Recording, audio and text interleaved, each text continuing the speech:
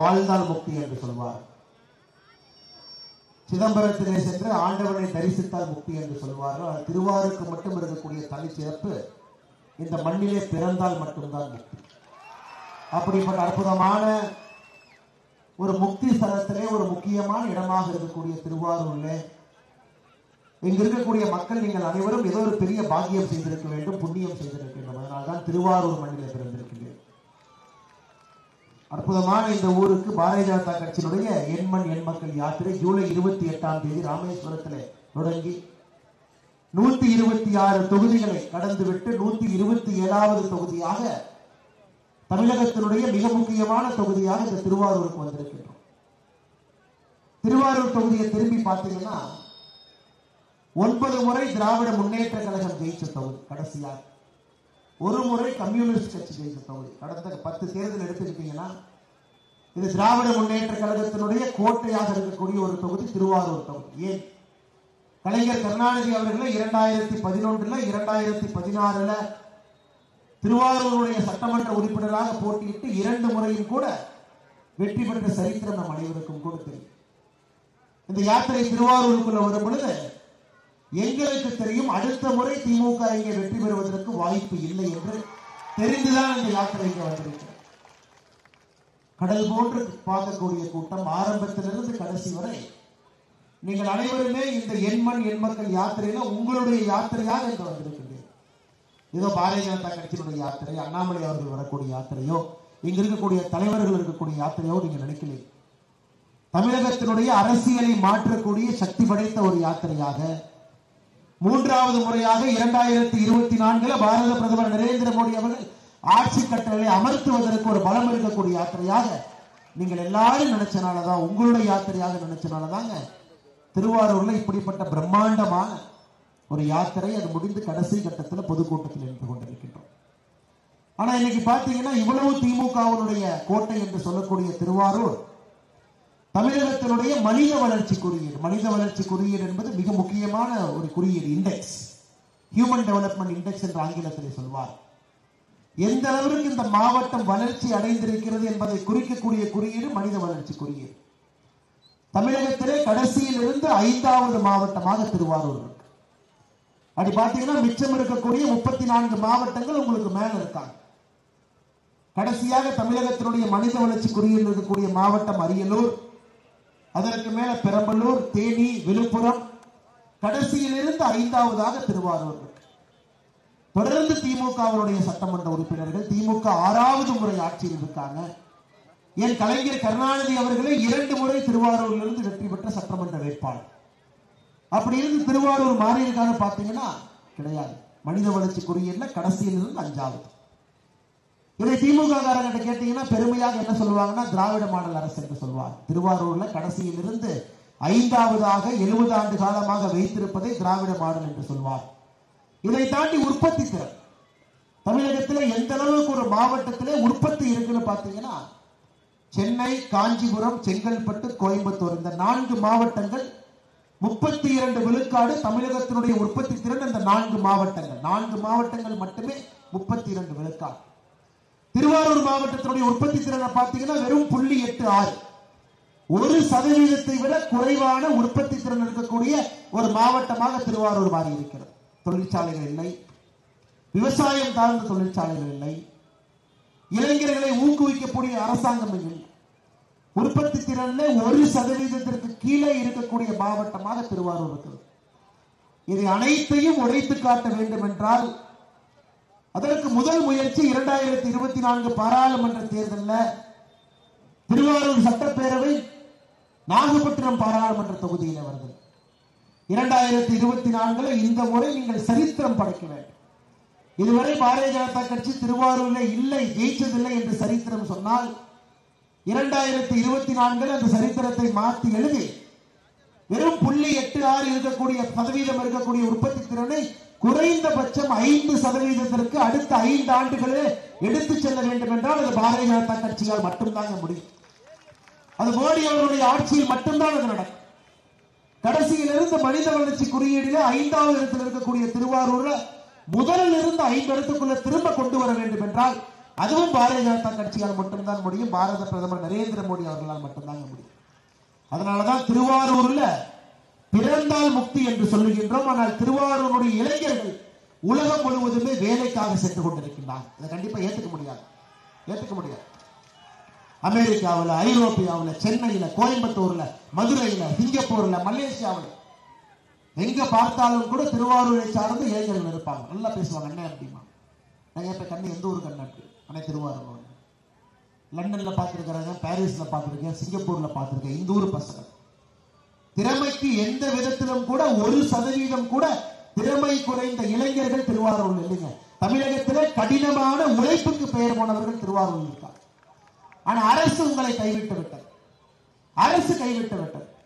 தொழிற்சாலைகள் இல்ல, அடுத்த கட்ட இளைஞர்களுக்கான வேலை வாய்ப்பு திருவாரூர் இல்லை. அண்ணாமலை வந்திருக்காங்க, எந்த மாதிரி அரசியல் பேசுவார்னா வளர்ச்சி அரசியலை பேசுவதற்காக மட்டும்தான் இந்த யாத்திரை திருவாரூருக்கு வந்திருக்கு.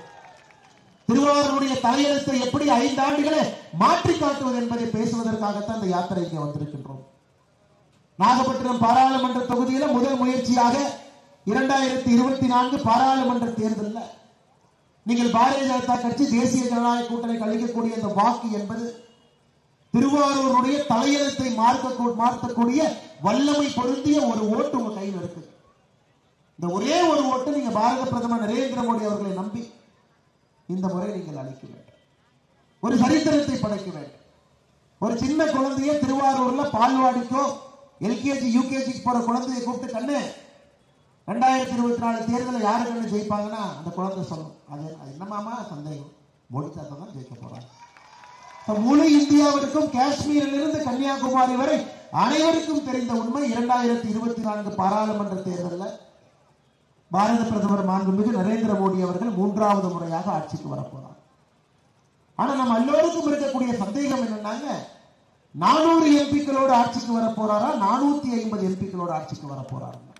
இந்த 2 மட்டும்தான் நமக்கு சந்தேகம். இதுவரை பாரதிய ஜனதா கட்சியினுடைய சரித்திரத்திலே மொத்த எம்பிக்கள் அதிகமாக நாம் பெற்றிருப்பது 303 2019. இந்த முறை இந்த 303 என்பது குறைந்தபட்சம் இன்னும் 100 எம்பிக்களை அதிகப்படுத்த நம்முடைய ரெக்கார்டை நாமளே உடைக்க போறோம். ஏன்னா உங்களுடைய அன்பும் அரவணைப்பும் இந்திய மக்களுடைய பாசமும் பாரத பிரதமர் நரேந்திர மோடி அவர்கள் மீது இருக்கிறது. 400 எம்பிக்களோடு வந்து அமரப் போகின்றோமா, 450 எம்பிக்களோடு வந்து அமரப் போகின்றோமா என்பதை தமிழகம் தீர்மானிக்க இருக்கிறது. தமிழகத்திலிருந்து 39 எம்பிக்களும் மோடி ஐயாவுக்கு கொடுக்க போறோமா? 9 ஆண்டுகள்ல நேர்மையான ஒரு ஆட்சி நடத்திருக்கக்கூடிய பாரதிய ஜனதா கட்சிக்கு இன்னும் ஒரு 5 ஆண்டுகளை நீங்கள் அங்கீகாரம் தரப்போகின்றார்கள் என்பதை 2024 பாராளுமன்ற தேர்தலில் நிச்சயமாக நீங்கள் ஒரு நல்ல முடிவு எடுப்பீர்கள் என்கின்ற நம்பிக்கை எனக்கு இருக்கிறது. இன்னைக்கு இந்த ஊர்ல திருக்கோயில ஐயா கலைஞர் கருணாநிதி அவர்கள் பிறந்திருக்கின்றார்கள். மாற்றுக் கட்சியில் இருந்தாலும் கூட கருணாநிதி அவர்கள் மீது பல விமர்சனங்கள் வைத்தாலும் கூட அவர் மீது மரியாதை வைத்திருக்கக்கூடிய மனிதன் தான். முதலமைச்சராக இருந்திருக்கிறார். சும்மா நம்ம ஒரு மனிதனை பழித்து பேசக்கூடாது. ஆனா இன்னைக்கு கருணாநிதி ஐயனுடைய பேர் என்ன சொல்றாருன்னா, சனாதன தர்மத்தை ஒழித்து விடுவதுதான் என்னுடைய நோக்கங்கிறார். அதனால இந்த ஊர்ல பிறந்த கலைஞர் கருணாநிதி அவருடைய பேரன் உதயநிதி ஸ்டாலினுக்கு ஒரு கேள்வி நான் கேட்கிறேன். ஏப்பா, உங்க தாத்தா பிறந்த ஊர்ல திருவாரூர் தியாகராஜர் கோயிலை வந்து எட்டி பார்த்திருக்கீங்களான்னு உதயநிதி ஸ்டாலின் கேட்கிறேன். கோயில் பக்கங்கிரி வந்து எட்டி பார்த்திருக்கிறீங்களா? காரக்கிற நிறுத்தி கண்ணாடி வழியே தியாகராஜர் கோயிலை பார்த்திருக்கிறீங்களா? 9 ராஜகோபுரங்கள், 80 விமானங்கள், 15 தீர்த்த கிணறு, 365 லிங்கங்கள், 86 விநாயகர் சிலை, 24க்கும் மேற்பட்ட உள்கோயில். ஒரு செங்கலை உருவ முடியாது. எப்படி சனாதன தர்மத்தை அழிக்க போறேன்? தியாகராஜர் கோவிலுடைய ஒரு செங்கலை ஆட்டி பார்க்க முடியாது, சனாதன தர்மத்தை ஆட்டி பார்ப்பேன் என்று இந்த ஊரில் பிறந்த கலைஞர் கருணாநிதி அவருடைய பேரன் உதயநிதி ஸ்டாலின் சொல்றார். பாருங்க எத்தனை கோயில்கள் இருந்தால் மாண்பருக்கு பாருங்க. 9 ராஜகோபுரம், 80 விமானம், 15 தீர்த்த கிணறு, 365 லிங்கம். ஒரு நாளைக்கு ஒரு லிங்கத்தை வழிபடுவதற்கு 365 லிங்கத்தை பிரதிஷ்டை செய்திருக்கக்கூடிய கோவில் நம்முடைய திருவாரூர் தியாகராஜர் கோவில். எப்படி சனாதன தர்மத்தை ஒழிப்பாங்க? இந்து தர்மத்தை எப்படி அவர்களால் ஒழிக்க முடியும்? மக்களுடைய வாழ்வியல் வழிபாடை எப்படி அவர்களால் ஒழித்து கட்ட முடியும்? இவர்கள் பேச்சு திருவாரூரை முன்னேற்றுவதை பற்றி பேச்சு கிடையாது. கடைசியிலிருந்து 5வது இடத்தில் இருக்கே எப்படி மேலே கொண்டு செல்லலாம் அதை பற்றி பேச்சு. தமிழகத்தினுடைய உற்பத்தி திறன்ல 1% கீழே நம்முடைய தாத்தா பிறந்த மாவட்டம் இருக்கே, அதை எப்படி 5% ஆக்கலாம் அதை பற்றி சிந்தனை. சனாதன தர்மத்தை ஒழித்து காட்டுகிறேன். அடுத்த முறை திமுக காரங்க யாராவது உங்களிடம் வந்து 2024 பாராளுமன்ற தேர்தலுக்கு வாக்கு சேகரிக்க வந்தால் திருவாரூர் கோயிலுடைய ஒரு செங்கலை நீங்கள் ஆட்டி பார்க்க சொன்னீர்கள். அப்படிப்பட்ட மகிமை இருக்கக்கூடிய அந்த மண்ணிலிருந்து தேர்ந்தெடுக்கக்கூடிய ஒரு குடும்பத்தினுடைய பட்டத்தலைவரசர் இன்னைக்கு வந்து சனாதன தர்மத்தையும் இந்து தர்மத்தையும் வேறொரு பெண் சென்னையில மாநாடு ஓட்டு பேசிக் கொண்டிருக்கின்றார். இந்த மண்ணு சாதாரண மண்ணு கிடையாது. எங்களுக்கு நாமெல்லாம் பெரிய பாக்கியம், நீங்கள் பாக்கியம் செய்திருக்கின்றீர்கள், இந்த மண்ணிலே பிறந்திருக்கின்றீர்கள். என்னை போன்ற மனிதனை எங்கேயோ புண்ணியம் செய்திருக்க வேண்டும், இந்த மண்ணிலே ஆண்டவன் என்னை நடக்க வைத்து என்று அழைத்து வந்திருக்கின்றான். இதே மண் ஏனென்றால் மனுநீதி சோழனுடைய மண்.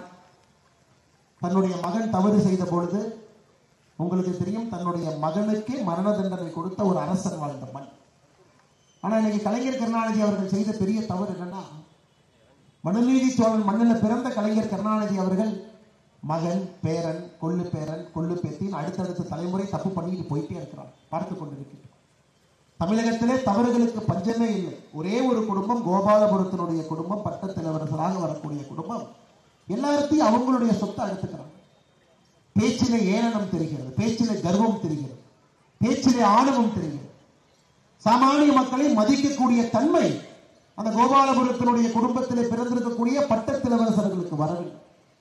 ஏன்னா அவங்க தாத்தா மாதிரி கஷ்டப்படும். கலைஞர் கருணாநிதி அவர்களை போல ஊர் ஊரா ஏறி போகணும். ஊரில் இருக்கக்கூடிய சத்திரத்திலே படுத்து ஒரு கட்சியை வளர்க்க வேண்டும் என்று கருணாநிதி அவர்களுக்கு இருந்த எண்ணம் இன்னைக்கு பேர குழந்தைகளுக்கு. அதனால்தான் நான் சொல்லுகின்றேன், எங்களுடைய நோக்கம் என்பது திராவிட முன்னேற்ற கழகத்தை அழிப்பதற்கு நாங்கள் யாரும் இல்லைங்க, சாதாரண மனிதர்கள் இந்த கட்சியில் இருப்போம். திராவிட முன்னேற்ற கழகத்தினுடைய காலம் முடிந்து விட்டது என்பதை உணர்ந்தவர்கள் பாரதிய ஜனதா கட்சி.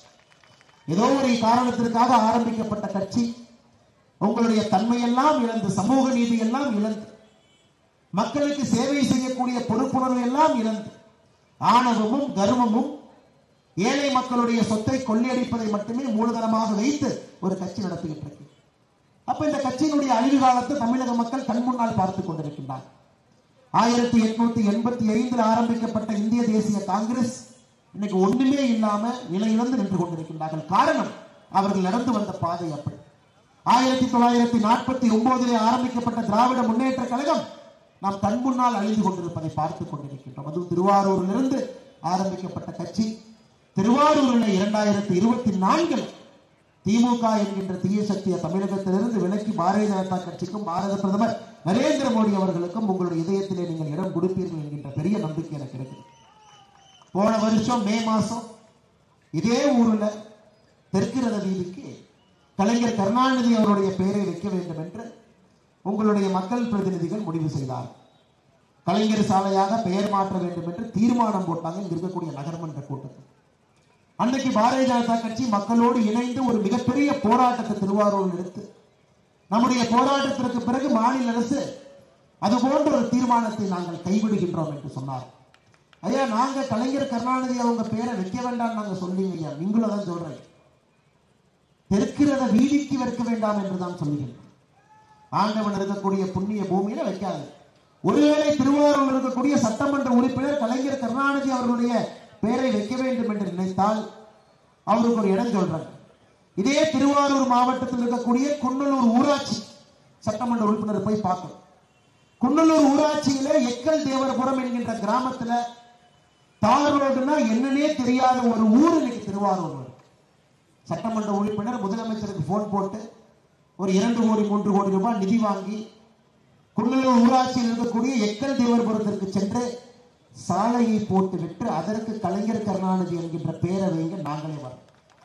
இதே திருவாரூர்ல சாலை தார் ரோடு இல்லாத ஒரு ஊர் இதே திருவாரூர் மாவட்டத்தில் தார் ரோடு போட்டு விட்டு பேரை வைங்க. இத்தனை ஆண்டு காலமாக இருக்கக்கூடிய இந்து தர்மம், சனாதன தர்மம் நம்பக்கூடிய மக்கள் நடக்கக்கூடிய இடம், எல்லாவற்றையும் தாண்டி தமிழ்நாட்டில் இருக்கக்கூடிய மிகப்பெரிய தேர் 96 அடி உயரம் 350 டன் இருக்கக்கூடிய தேர் செல்லக்கூடிய சாலை. அதற்குத்தான் உங்களோடு இணைந்து கலைஞர் கருணாநிதி அவருடைய பெயரை வைக்க வேண்டாம் என்கின்ற மாபெரும் ஆர்ப்பாட்டத்தை நாம் அனைவருமே நடத்தி காட்டினோம். அதனுடைய விளைவு திமுகவுக்கு பயம் வந்திருக்கிறது. தவறு செய்தால் மக்கள் கேள்வி கேட்பார்கள், நிச்சயமாக நம்மை ஆள்வதற்கு விடமாட்டார்கள் என்பதை முழுமையாக உணர்ந்திருக்கின்றார். அப்படி இருந்து தொடர்ந்து தப்பு செஞ்சுக்கிட்டே தான் இருக்கிறோம். சமீபத்தில் நானும் கூட என்னுடைய சமூக வலைதள பக்கத்திலே ஒரு கடுமையான கண்டனத்தை பதிவு செய்திருந்தேன். திருவாரூருடைய அரசு மருத்துவக் கல்லூரி மருத்துவமனையில அவசர சிகிச்சை பிரிவுல வெண்டிலேட்டர்ல ஒரு பெண் சிகிச்சை பெற்றுட்டு இருந்தாங்க. அரை மணி நேரம் கரண்ட் போச்சு. அரை மணி நேரம் கரண்ட் போன உடனே ஒரு பேக்கப் ஜெனரேட்டர் இல்லாம இதே திருவாரூர் அரசு மருத்துவமனை கல்லூரி மருத்துவமனையில ஒரு பெண் ஒருவர் சமீபத்தில் சில மாதங்களுக்கு முன்பு இங்க இருந்தாங்க. ஆனா மு.க. ஸ்டாலின் அவர்கள் என்ன சொல்லுவாங்கன்னா, தமிழகத்தினுடைய மருத்துவ கட்டமைப்பு ஐரோப்பிய நாடுகளை போல இருக்காங்க. 30 நிமிஷம் கரண்ட் போனா ஒரு சாதாரண நம்முடைய சகோதரி தாய்மார் ஒரு சாதாரண கரண்ட் அதுக்கு ஒரு பேக்கப் யூபிஎஸ். நம்முடைய தாய்மாரையோ சகோதரியோ நம்மால் காப்பாற்ற முடியவில்லை. முதலமைச்சர் அவர்கள் ஐரோப்பிய நாடுக்கு சொல்றார். ஐரோப்பிய நாடுகளை போல தமிழகத்திலே மருத்துவ உள்கட்டமைப்பு இருக்கு. இதே நம்மளை போன்ற சாதாரண மனிதர்களுக்கு அரசு மருத்துவமனை, செந்தில் பாலாஜியை போல ஊழல்வாதியா இருந்தா தனியார் மருத்துவமனை பாருங்க. அவருக்கு இதே அறுவை சிகிச்சை தனியார் மருத்துவமனை நடத்தணும், அரசு மருத்துவமனை நடத்தக்கூடாது, செக்கப் அங்க நடத்தணும். அரசு மருத்துவமனை என்பது நம் கண் முன்னால் கொஞ்சம் கொஞ்சமாக அழிந்து கொண்டிருக்கிறது. அதுவும் கூட இந்த திராவிட மாடல் அரசனுடைய சாதனை. இதில் மிக முக்கிய ஒரு மோசமான உதாரணம் திருவாரூர் இருக்கக்கூடிய அரசு மருத்துவமனையில அரை மணி நேரம் கரண்ட் போனதற்கு உயிரை இழந்தக்கூடிய பெண் ஒரு சாட்சி. அதை தாண்டி இன்னைக்கு திருவாரூர் பாருங்க. இன்னைக்கு உங்களுடைய எம்எல்ஏ அண்ணன் பூண்டி கலைவாணன் இருக்கிறார். அவருடைய ஒரே சாதனை என்னன்னு கேட்டீங்கன்னா, பூண்டி கலைவாணன் அவருடைய அண்ணன் பூண்டி கலைச்செல்வன் அவர்கள் ஸ்டாலின் வரும்போது சேரியட் வண்டி ஓட்டினார். சேரியட் வண்டி. இன்னைக்கு அவருடைய தம்பி பூண்டி கலைவாணன் சாதனை என்னன்னா, ஸ்டாலின் அவருடைய மகன் உதயநிதி வரும்போது இவரு சேரட் வண்டி ஓட்டினார். இந்த கட்சி இருப்பதே சேரட் வண்டி ஓட்டுவதற்கு. அண்ணன் ஸ்டாலினுக்கு சேரட் வண்டி ஓட்டினாரு, தம்பி இன்னைக்கு உதயநிதி ஸ்டாலின் வண்டி ஓட்டார்.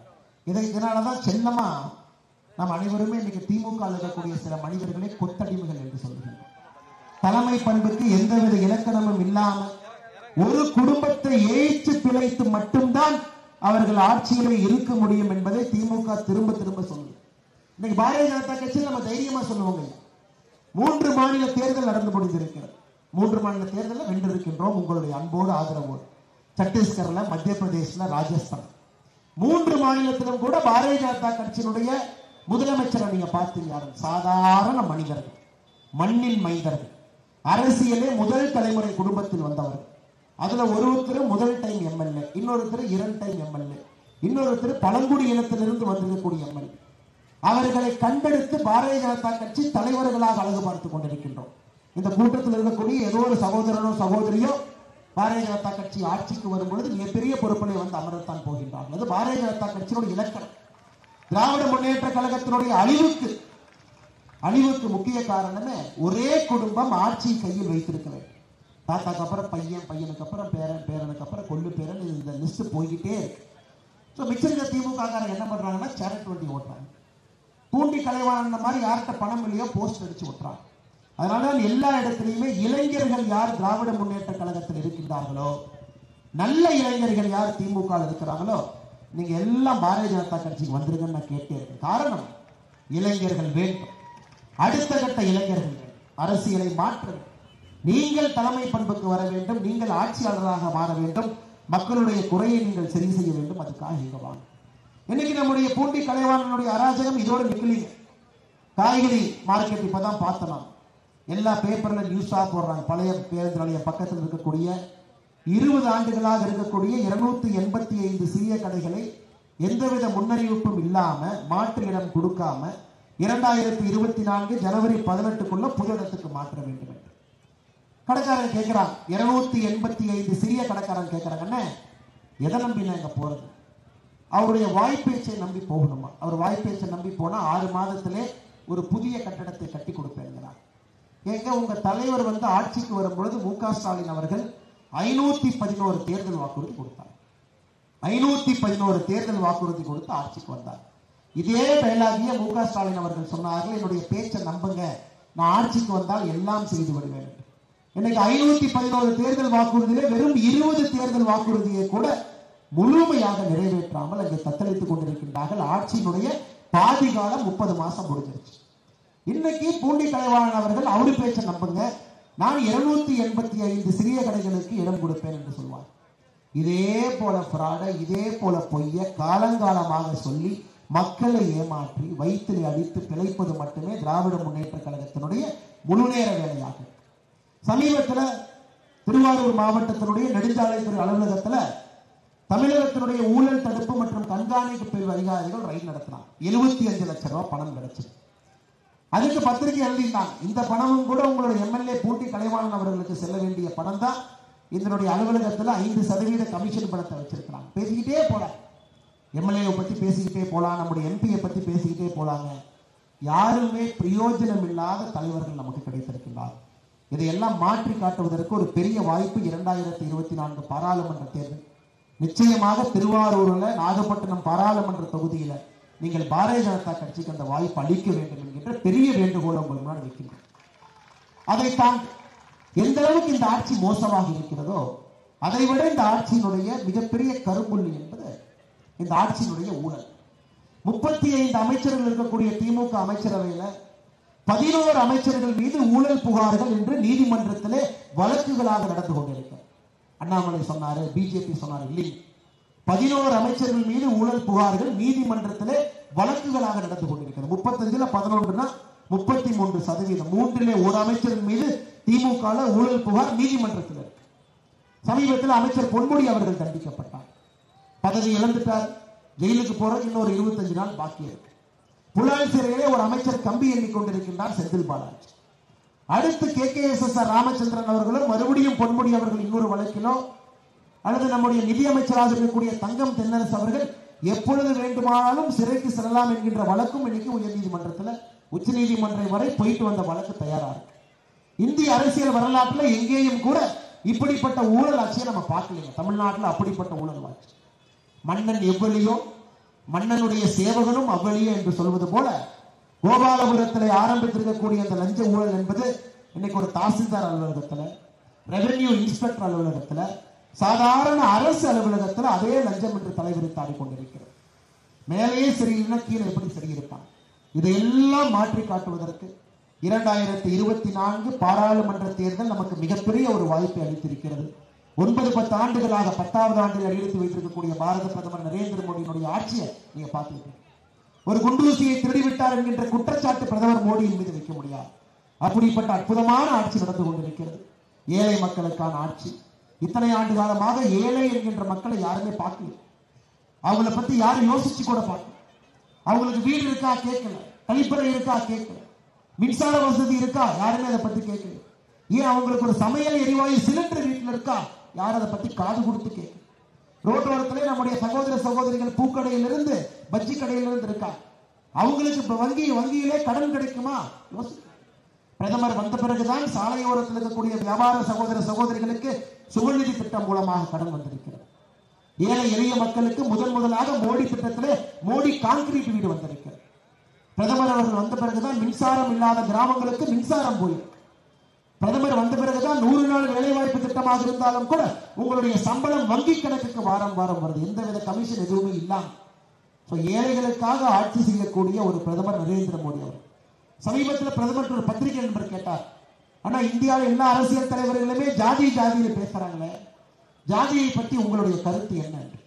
பிரதமர் சொன்னார்கள், ஆம், இந்தியாவிலே ஜாதி இருப்பது உண்மைதான்.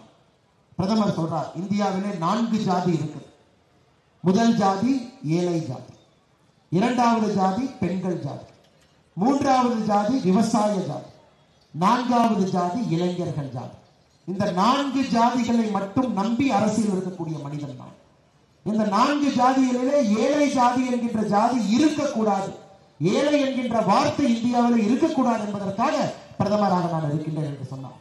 அது மட்டுமில்லை, விவசாய ஜாதியோ இளைஞர் ஜாதியோ பெண்கள் ஜாதியோ முன்னேற வேண்டும் என்பதற்காக இருக்கின்றது.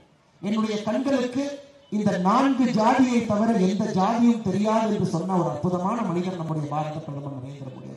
தமிழகத்தில் திமுகவை பொறுத்தவரை ஜாதி பிரிவினையும் ஜாதி விரிசலையும் வைத்துதான் இங்கு ஆட்சியே நடக்குது. இந்த ஆட்சியை ஜாதியை வைத்துதான் ஆட்சி நடக்குது. ஜாதியை கிளப்பி விட்டு தூண்டிவிட்டு தென் தமிழகத்திலிருந்து தமிழகம் முழுவதுமே ஜாதி என்கின்ற வார்த்தையை பயன்படுத்தி திமுகவுடைய ஆட்சி. அதே பிரதமர் அவர்கள் தலைகீழாக திருப்பி பார்க்கின்றார். இந்த 4 ஜாதிகளை முன்னேற்ற பாதையில் எடுத்துச் செல்ல வேண்டும். அதற்கு மறுபடியும் அடுத்த 5 ஆண்டுகள் நம்முடைய பாரத பிரதமர் நரேந்திர மோடியுடைய ஆட்சி நமக்கு தேவைப்படுகிறது. சகோதர சகோதரிகளே, பெரியோர்களே, தாய்மார்கள், இன்னைக்கு திருவாரூர்ல சமீபத்தில் இன்னொரு செய்தியும் கூட படிச்சேன். தமிழகத்தில் ஒரு பக்கம் முதலமைச்சர் கஞ்சாவை ஒழித்து கட்ட வேண்டும் என்று சொல்றான். கஞ்சாவே இருக்கக்கூடாது. ஆனா திருவாரூர்ல யாரு கஞ்சா விற்கிறாங்கன்னா 24வது வார்டு திமுக கவுன்சிலருடைய பையன் தான் என் கஞ்சாவை விற்கிறான். சமீபத்தில் காவல்துறை அவருடைய மகனை கஞ்சாவோடு கைது செய்து ஜெயிலுக்கு அனுப்பியிருக்கிறான். எப்படி கள்ளச்சாராயம் காய்ச்சறனால திமுக காரங்க திண்டிவனம் போங்க, 23 பேர் இறந்திருக்கிறாங்க. காய்ச்சி விட்டது திமுக கவுன்சிலருடைய கணவர். இந்தூருக்கு கஞ்சா யார் விற்கிறாங்கன்னு பார்த்தால் அதுவும் திமுக கவுன்சிலருடைய மகனாக இருக்கின்றார். அதனால்தான் திமுகவை தீய சக்தி என்று தமிழகத்தில் இதற்கு முன்பு சொல்ல ஆரம்பித்தோம். அவர்கள் செய்வது அனைத்தும் தவறு. தவறானவர்கள் அந்த கட்சியிலே நிறைய ஆரம்பித்து விட்டார்கள். அதனால்தான் அந்த இயக்கம் எந்த பாதையிலே செல்ல வேண்டுமோ அந்த பாதையிலிருந்து மாறி இன்னொரு பாதையிலே செல்ல ஆரம்பித்திருக்கிறது. இது அனைத்துக்கும் கூட முடிவு கட்ட வேண்டிய நேரம் 2024 பாராளுமன்ற தேர்தல். நிச்சயமாக நீங்கள் அனைவருமே அதை செய்து காட்டீர்கள் என்கின்ற மிகப்பெரிய நம்பிக்கை எனக்கு இருக்கு. இப்ப நீங்க கேட்கலாம், 9 முறை திமுக இங்கே ஆட்சி, 1 முறை கம்யூனிஸ்ட் ஆட்சி, கடைசி 10 தேர்தலில் பாஜகவே ஜெயிக்கலையே, எப்படி 2024 பாராளுமன்ற தேர்தலிலே பாரதிய ஜனதா கட்சி திருவாரூரில் ஜெயிக்கணும் கேட்கலாம். ஐயா, உங்களுக்கும் தெரியும், எனக்கும் தெரியும், உண்மை என்னன்னு தெரியும். மக்களுடைய மனமாற்றம் நமக்கு தெரியும். மக்களுடைய முகத்திலே அதை நம்மால் படிக்க முடியும். மக்களுடைய எதிர்பார்ப்பு என்னன்னு நமக்கு தெரியும். இன்னைக்கு திருவாரூர் மக்களுடைய எதிர்பார்ப்பு மிக தெளிவாக பாரத பிரதமர் நரேந்திர மோடியின் பக்கம் நீங்க வந்துட்டீங்க. ஆனால் எனக்கு மிகப்பெரிய நம்பிக்கை, தமிழகத்தில் பாரதிய ஜனதா கட்சி எங்கே தன்னுடைய முதல் வெற்றி முத்திரையை பதிக்கிறதோ இல்லையோ, திருவாரூரிலே இந்த 2024 பாராளுமன்ற தேர்தலில் பாரதிய ஜனதா கட்சியினுடைய முதல் வெற்றி முத்திரை நிச்சயமாக திருவாரூர்ல நாகப்பட்டினம் பாராளுமன்ற தொகுதியிலே நாம் பதிப்போம் என்கின்ற முழு நம்பிக்கை எனக்கு இருக்கு. திருவாரூருக்கு எத்தனையோ வாக்குறுதிகளை கொடுத்திருக்கிறார். 511 வாக்குறுதியில இவர்கள் சொல்லியிருக்கக்கூடிய திருவாரூரில் அரசு இசைக்கல்லூரி தொடங்கவில்லை. திருவாரூரிலே புறவழி சாலைகள் அமைக்கப்படும். நடத்து வரும்போது இருக்கிற சாலைகளே சரியில்லை, புறவழி சாலைகள் எங்க அமைக்க போறாங்க. திருவாரூர் உள்ளிட்ட டெல்டா மாவட்டங்களில் அறுவடை காலங்களில் வேளாண் இயந்திரங்கள் கிடைப்பதில் பிரச்சனை இருக்கிறதுனால வேளாண் துறையின் மூலமாக கொள்முதல் செய்வோம் என்ற தேர்தல் வாக்குறுதி, அதுவும் செய்யல. வடுவூர் ஏரி, எடக்கிளையூர் ஏரி, இளமலையூர் ஏரியிலிருந்து கிட்டத்தட்ட 11 ஏரிகளை தூர்வாரி இணைப்போம் என்று சொன்னார்கள், அதுவும் இல்லை. இதெல்லாம் திமுகவுடைய தேர்தல் வாக்குறுதியை அச்சடித்து திருவாரூருக்கு நாங்கள் செய்வோம் என்று சொன்ன வாக்குறுதிகள் சிலவற்றை உங்களுக்கு படித்து காட்டியிருக்கின்றேன். ஒரு வாக்குறுதியும் கூட நிறைவேற்றல. ஆனா முதலமைச்சர் என்று சொல்லக்கூடிய மிகப்பெரிய பொய் என்னன்னா 99% வாக்குறுதிகளை நிறைவேற்றி விட்டோம் என்று முதலமைச்சர் சொல்றாரு. 99. ஏன்னா நீங்க திருவாரூர் கொடுத்த 4மே செய்யல, 5மே செய்யல. நானும் ஒரு சட்டமன்ற தொகுதியிலே வாக்குறுதியை படித்து விட்டு வருகின்றேன். எந்த சட்டமன்ற தொகுதியிலே நீங்க கொடுத்த எந்த வாக்குறுதி நிறைவேற்றல. அப்ப முதலமைச்சருக்கு நாங்கள் அன்பான அறிவுரையை திருவாரூர்ல சொல்றோம். அண்ணே, இந்த வியாதிக்கு ஒரு மருந்து இருக்கு. இந்த பொய் சொல்ற வியாதிக்கு ஒரு மருந்து இருக்கு. என்னன்னா, நல்லா தூங்குனீங்கன்னா வாய் குளராது, வாயிலிருந்து பொய் வராது. 99% வாக்குறுதிகளை நிறைவேற்றவில்லை என்று சொல்வதை நிறைவேற்றி விட்டேன் என்று வாய் தவறி சொல்ல மாட்டேன். நல்லா தூங்கணும். ஆனா முதலமைச்சரே சொல்றாரு, திமுக காரங்க தூங்க விட மாட்டான். காலையில் எந்திரிச்சாவே யாரு என்ன பண்ணிருப்பீங்கன்னு ஒரே பயத்தில் எந்திரிக்கிறனால தூக்கமே வரமாட்டேன். அப்போ அவர் சொல்லும் பொழுது மேடையில் ஒரு அமைச்சர் கை கொட்டி சிரிச்சார். யாருன்னு தெரியுங்களா? யாருமே எல்லாம் அன்பில் பொன்முடி அவர்கள். அதனால நீங்க பாத்தீங்கன்னா ஒரு விக்கெட்டா திமுகவை பொறுத்தவரை ஒரு விக்கெட்டா. ஆப்கானிஸ்தான் டீம் கூட ஆஸ்திரேலியாவோட விளையாண்டா கடைசி ஓவர் வரைக்கும் எடுத்துட்டு போறாங்க. இது ஆப்கானிஸ்தான் டீமை விட மோசமாக இன்னைக்கு திமுகவுடைய ஆட்சியாளர்களுடைய டீம் இருக்கு. வேகமாக ஒரு விக்கெட்டா போகுது. 2 விக்கெட் டவுன். உங்களுக்கு தெரியும், 10 விக்கெட் போயிட்டா டீம் தோத்துருச்சுன்னு அர்த்தம். நமக்கு இன்னும் 8 விக்கெட் வேணும். அடுத்த 3 இப்ப திமுக அடுத்து வர்ற பேட்ஸ்மேன் நீங்க விராட் கோலி, சச்சின் நினைச்சுக்காதீங்க. எல்லாரும் நைட் வாட்ச்மேன் தான். அடுத்து வர்றவங்க எல்லாம் இந்த KKSSR ராமச்சந்திரன் அவர்கள் ஆரம்பித்து நைட் வாட்ச்மேன் வரிசையா ஒரு 5 பேர் தயாரா இருக்கிறாங்க. அதனால் எனக்கு தெரிந்து 2024 தேர்தல் அல்லது அது முடிந்த பிறகு மிக விரைவில் 10 விக்கெட் திமுகவுக்கு போகத்தான் போதுங்க. இவர்கள் ஆட்சி கட்டலிலிருந்து அப்புறப்படுத்தத்தான் போகின்றார்கள். அதில் எந்த மாற்று கருத்தும் இல்லை. ஏன்னா மக்கள் முடிவு பண்ணிட்டு சென்னையில் வெள்ளம் வருது, நீங்க இங்கேயோ முதலமைச்சர் ரெட் கலர் வண்டியில் அவர் பாட்டுக்கு ஏதோ பாட்டு கேட்டுக்கிட்டு இளையராஜா பாட்டு கேட்டு அவர் பாட்டு ஓட்டிட்டு இருக்காரு. பஸ்ஸுக்காரங்க கேட்குறாங்கன்னா என்னென்ன மக்கள் இருக்காங்கன்னா, ஐயோ மக்கள் நல்லா இருக்காங்க, எல்லாம் நல்லா இருக்காங்க. மா சுப்பிரமணியம் சொல்கின்றார்கள் மக்கள் மகிழ்ச்சி வெள்ளத்தில் இருக்காங்க. சென்னைக்காரங்க சென்னைக்கு வந்தால் தான் தெரியும், எல்லாருமே தண்ணிக்குள்ள.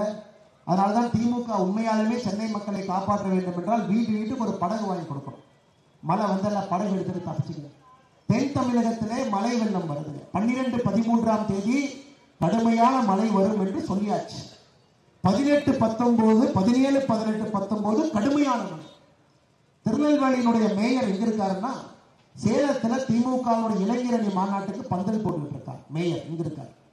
சரி, மேயர் தான் சரியில்லை, முதலமைச்சர் தான் நல்லவர் பார்த்தா டெல்லியில இந்தி கூட்டணியில் இருக்கார்.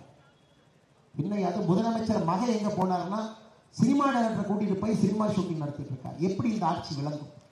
ஒரு மேயர்ல இருந்து முதலமைச்சர்ல இருந்து மக்களுக்கு சேவை செய்யக்கூடிய யாருமே களத்தில்.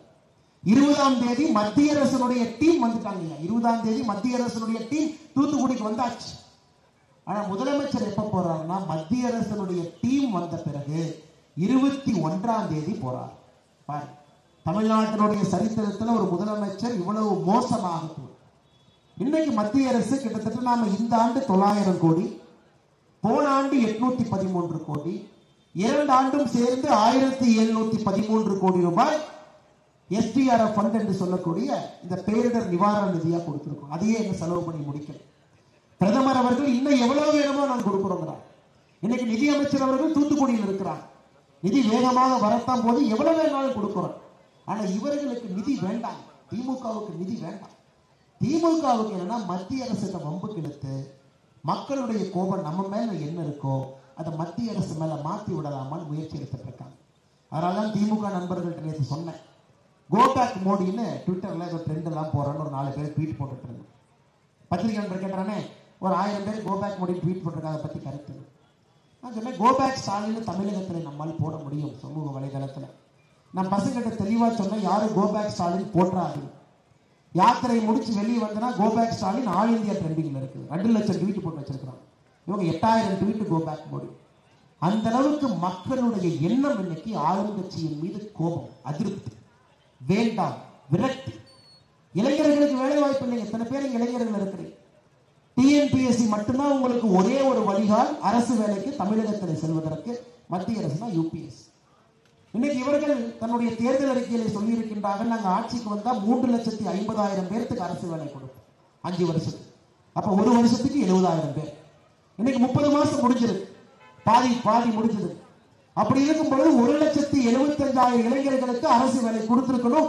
TNPSC group 4, 3, 2, 1. இன்னைக்கு 30 மாதங்கள் முடிந்து ஆட்சியினுடைய பாதி காலகட்டம் முடிந்து வெறும் 20,000 பேருக்கு கூட அரசு வேலை கொடுக்காம இருக்கிறார். ஒரு TNPSC பரீட்சை நடத்தினா 13 மாசம். 13 மாசம் இல்லையா? பக்கத்து மாநிலத்தில் 3 மாசத்துல ரிசல்ட். பரீட்சை எழுதி ரிசல்ட் 3 மாசம். இவன் எண்ணெயை தடவி தோசை சொல்ற மாதிரி சுட்டுக்கிட்டே இருக்கிறான். ஒரு பரீட்சை ரிசல்ட் கொடுக்குறது. அது ஏதாச்சும் பணங்கிற தீர்மானம். அதை வேற ஒன்றும் இல்லைங்க. TNPSC நம்ம எல்லாத்துக்குமே தெரியும், காலங்காலமா எப்படி வச்சிருந்தாங்க. 13 மாதங்கள் தேவைப்படுகிறது ஒரு TNPSC பரீட்சையினுடைய ரிசல்ட் டிக்ளேர் பண்றது. எந்த லட்சணத்துல தமிழகத்துல இளைஞர்களுக்கு வேலை வாய்ப்பை திராவிட முன்னேற்ற கழகத்தினுடைய அரசு கொடுக்க போகுது? ஒண்ணும் முடியாது. இன்னொரு பக்கம் மோடி ஐயா சொல்றார், 1000 நாட்களிலே 10 லட்சம் பேருக்கு வேலை வாய்ப்பு. எப்ப சொன்னாங்க? 2023 மே மாசத்துல சொன்னாங்க. 2022 மே மாசம், 2023 டிசம்பருக்குள்ள முடிக்கிறோம். 500 நாட்கள்ல 10 லட்சம் பேருக்கு வேலை வாய்ப்பு. இன்னைக்கு 8,60,000 பேருக்கு கொடுத்தாச்சு. 10 லட்சம் பேருக்கு கொடுக்க போறார். அது மோடி அவர்கள். 10 லட்சம் இளைஞர்களுக்கு இந்திய பேரரசு கடந்த 500 நாட்களிலே வேலை வாய்ப்பை உருவாக்கி இருக்கின்றார். அதான் நீங்க பாப்பீங்க டிவியில் அப்பப்ப மோடி 3 மாசத்துக்கு ஒருக்கா அந்த யாரெல்லாம் பாஸ் ஆனாங்களோ உங்களுக்கு அந்த கடிதம் கொடுப்பாங்க. தமிழகத்தில் நடக்கும். இவர்கள் 30 மாதங்களாக வெறும் 20,000 பேருக்கு அரசு வேலை கொடுப்பாங்க. அதனாலதான் இளைஞர்கள் அனைவருமே வெற்றியோடு இன்னைக்கு பாரதிய ஜனதா கட்சியின் பக்கம், நரேந்திர மோடி அவருடைய பக்கம் நீங்க எல்லாரும் வர ஆரம்பிச்சு. என்னுடைய அன்பான வேண்டுகோள், இன்னைக்கு நீங்க காட்டியிருக்கக்கூடிய எழுச்சி இது ஒரு பேரெழுச்சி. இது திருவாரூருடைய அரசியல் சரித்திரத்தை மாற்றக்கூடிய எழுச்சி இன்னைக்கு திருவாரூர்ல நீங்கள் அனைவருமே காட்டியிருக்கீங்க. அடுத்த 4 மாத காலம் இந்த எழுச்சி உங்களோடு இருக்க வேண்டும், இந்த மண்ணிலே இருக்க வேண்டும் என்று திருவாரூர் தியாகராஜர் பெருமான்கிட்ட வேண்டி இதே எழுச்சியோடு 2024 பாராளுமன்ற தேர்தலுக்கு செல்லும் பொழுது இது பாரதிய ஜனதா கட்சியின் பக்கம், நரேந்திர மோடியின் பக்கம் இது வர வேண்டும் என்கின்ற ஒரு வேண்டுகோளை ஆண்டவருடைய பாதத்தினை வைத்து, சனாதன தர்மத்தை காப்பாற்றக்கூடிய கட்சி, இளைஞர்களுக்கு வேலை வாய்ப்பை உருவாக்கக்கூடிய கட்சி, திருவாரூரை தமிழகத்தினுடைய 5 முதல் மாவட்டங்களாக கொண்டு செல்லக்கூடிய வல்லமை இருக்கக்கூடிய பாரதிய ஜனதா கட்சி இந்த முறை நீங்கள் ஆதரிக்க வேண்டும் என்று சொல்லி எனக்கு வாய்ப்பு கொடுத்த மேடையின் மீது இருக்கக்கூடிய எல்லா தலைவர்களுக்கும் நான் நன்றி சொல்ல வேண்டிய நேரம் வந்துவிட்டது. இந்த மாவட்டத்தினுடைய அற்புதமான தலைவராக இருந்து நம்மை வழிநடத்தி கொண்டிருக்கக்கூடிய அண்ணன் பாஸ்கர் அவர்களுக்கு இந்த நேரத்தில் என்னுடைய வாழ்த்துக்களை வணக்கங்களை தெரிவித்து, நம்முடைய மாநில பொதுச் செயலாளரும் டெல்டா பகுதியிலே பாரதிய ஜனதா கட்சியினுடைய வளர்ச்சிக்கு பாடுபடக்கூடிய அண்ணன் கருப்பு முருகானந்தம் அவர்களுக்கு என்னுடைய நன்றிகளை தெரிவித்து, நம்முடைய முன்னாள் மாவட்ட தலைவர்கள் அண்ணன் ராகவன் அவர்கள், அண்ணன் கண்ணன் அவர்களுக்கு இந்த நேரத்தில் என்னுடைய நன்றிகளை தெரிவித்து, விவசாய அணியினுடைய மாநில துணைத் தலைவர் அண்ணன் ரமேஷ் அவர்களுக்கு என்னுடைய நன்றிகளை தெரிவித்து, இந்த மாவட்டத்தினுடைய பார்வையாளர்கள் இருக்கக்கூடிய அன்பு சகோதரர் பேட்டை சிவா அவர்களுக்கு என்னுடைய வாழ்த்துக்களை வணக்கங்களை தெரிவித்து, மாநில நிர்வாகிகளாக இருக்கக்கூடிய அண்ணன் ரெங்கதாஸ் அவர்கள், கோவி சந்துரு அவர்கள், துறையர் அரசு அவர்கள், அமுதா நாகேந்திரன் அவர்களுக்கு இந்த நேரத்தில் என்னுடைய நன்றிகளை தெரிவித்து, மாவட்டத்தினுடைய பொதுச் செயலாளர் செந்தில் அரசன் அவர்களுக்கு என்னுடைய நன்றிகளை வாழ்த்துக்களை தெரிவித்து, மாவட்டத்தினுடைய துணைத் தலைவர்கள் சங்கர் அவர்கள், மணிமேகலை அவர்கள், சத்தா சதீஷ் அவர்கள் மிகச் சிறப்பாக பணியாற்றி இருக்கின்றார்கள், அவருக்கு என்னுடைய நன்றிகளை தெரிவித்து, மாவட்ட செயலாளர்கள் ரவி ரத்னவேலன், சுதாமணி அவர்களுக்கு என்னுடைய நன்றிகளை தெரிவித்து, மாவட்டத்தினுடைய பொருளாளர் அட்சய முருகேசன் அவர்களுக்கு என்னுடைய நன்றிகளை தெரிவித்து, வளரும் தமிழக கட்சியினுடைய தலைவராக இருந்து நமக்கு ஆதரவு கொடுத்துக் கொண்டிருக்கக்கூடிய அண்ணன் பட்டாபிராமன் அவர்கள் நம்மோடு வந்திருக்கின்றார்கள், அவருக்கு இந்த நேரத்தில் என்னுடைய வாழ்த்துக்களை நன்றிகளை தெரிவித்து, நம்முடைய ஒன்றிய தலைவர்களாக இருக்கக்கூடிய திருவாரூர் நகர் கணேசன் அவர்கள் மிக சிரமத்துக்கிடையிலே இந்த யாத்திரை வெற்றி யாத்திரையாக மாற்றி காட்டியிருக்கின்றார்கள். திருவாரூர் ஒன்றியத்தினுடைய தலைவர் சந்திரசேகரன் அவர்கள், கொடாச்சேரி தெற்கினுடைய தலைவர் களத்தூர் ரெங்கா அவர்கள், கொடாச்சேரி வடக்கினுடைய தலைவர் சிமிலி ஐயப்பன் அவர்கள், கூத்தநல்லூர் நகரனுடைய தலைவர் பிரபாகரன் அவர்கள், மண்ணை கிழக்கு ஒன்றியத்தினுடைய தலைவர் பிரசாத் அவர்களுக்கு இந்த நேரத்தில் என்னுடைய வாழ்த்துக்களை வணக்கங்களை தெரிவித்து, மாவட்டத்தினுடைய பிரிவு தலைவர்களாக இருக்கக்கூடிய கல்லூரி சங்கர் அவர்கள், வாசன் நாகராஜ் அவர்கள், எட்டியலூர் சிவா அவர்கள், கேஜ்ரிவால் அவர்கள், பிரபாகரன் அவர்கள், லலின் அவர்கள், ஐயன் அவர்கள், ஜோதிராமன் அவர்கள், யார் பேராவது நான் விடுபட்டிருந்தால் மேடையில் இருக்கக்கூடிய எல்லா தலைவர்கள், மிக முக்கியமாக இங்க வந்திருக்கக்கூடிய நிறைய மனிதர்கள் பிஜேபி கட்சிக்காரங்க இல்லைன்னு எனக்கு தெரியும். நிறைய பேர் பிஜேபி கட்சிக்காரங்க இல்லை, மாற்று கட்சி வந்திருக்கு, நடுநிலைமையாக இருக்கிறவங்க வந்திருக்கு, புதுசா ஓட்டு போடணும், எந்த கட்சிக்கு ஓட்டு போடலான்னு பார்ப்பதற்காக வந்திருக்கு. அது உங்களுடைய முகத்தை பார்க்கும் பொழுது எனக்கு தெரியும் எதற்காக வந்திருக்கின்றீர்கள் என்றால், மோடி என்கின்ற மனிதன் மீது இருக்கக்கூடிய ஒற்றை நம்பிக்கை, இந்த ஒரு நம்பிக்கையினுடைய அடிப்படையில் உங்களுடைய நேரத்தை எல்லாம் ஒதுக்கி யாத்திரையிலே 4 மணி நேரம் கொடுத்து பார்ப்போம் என்று வந்திருக்கக்கூடிய உங்களை இந்த நேரத்தில் என்னுடைய மனமார்ந்த நன்றிகளை தெரிவித்து, உங்களுடைய நம்பிக்கையை பாரதிய ஜனதா கட்சி என்றுமே எங்களுடைய ஆள் மனதிலே வைத்து அற்புதமான ஒரு ஆட்சியை, அற்புதமான ஒரு சரித்திரம் படைக்கக்கூடிய 3வது முறையும் நரேந்திர மோடி அவர்கள் வரும் பொழுது இந்தியாவுடைய தலையெழுத்தை மாற்றி காட்டுவார் என்று சொல்லி, இந்த அற்புதமான வேலையிலே எனக்கு இந்த புண்ணிய மண்ணிலே நடந்து வருவதற்கு அனுமதி அளித்த ஆரூரா ஆரூரா ஆரூரா தியாகேஷ் பாரத் மாதா கி ஜெய். தலைவர் அவர்களுக்கு நாம் அத்தனை பேரின் சார்பில் நம்முடைய நன்றிகளை தெரிவித்துக் கொண்டு, பாரத பிரதமர் நரேந்திர மோடி அவர்களுடைய ஏழைகளுக்கான திட்டங்களிலே பயன்பெற்றிருக்கக்கூடிய பயனாளிகளை நம்முடைய மாநில தலைவர் மரியாதைக்குரிய அண்ணன் அண்ணாமலை அவர்கள் தற்போது கௌரவிப்பார்கள். முதலாவதாக பிரதம மந்திரியின் வேலை வாய்ப்பை உருவாக்கும் திட்டத்திலே வங்கி கடன் 18,62,000 பெற்றிருக்கக்கூடிய, அதிலே 35% மானியம் பெற்றிருக்கக்கூடிய திருமதி மாலா ரவி அவர்களை கௌரவிப்பார்கள். இரண்டாவதாக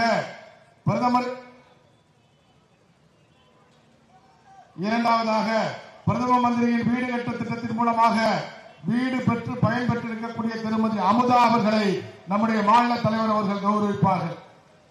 அடுத்ததாக பிரதமரின் இ சேவை மையத்தின் மூலமாக பயன்பெற்றிருக்கக்கூடிய திட்டத்தின் மூலமாக பயன்பெற்றிருக்கக்கூடிய மாதவன் அவர்களை கௌரவிப்பார்கள்.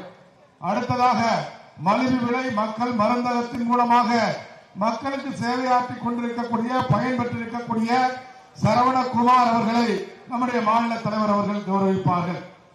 அடுத்ததாக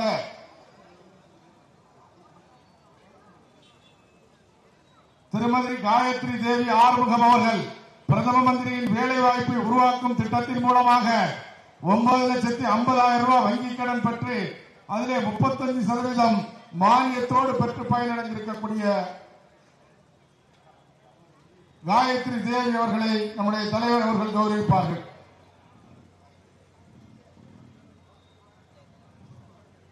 நம்முடைய இந்த யாத்திரையிலே கலந்து கொண்ட அனைத்து பெரியோர்களுக்கும், தாய்மார்களுக்கும், பொதுமக்களுக்கும், வர்த்தகர்களுக்கும்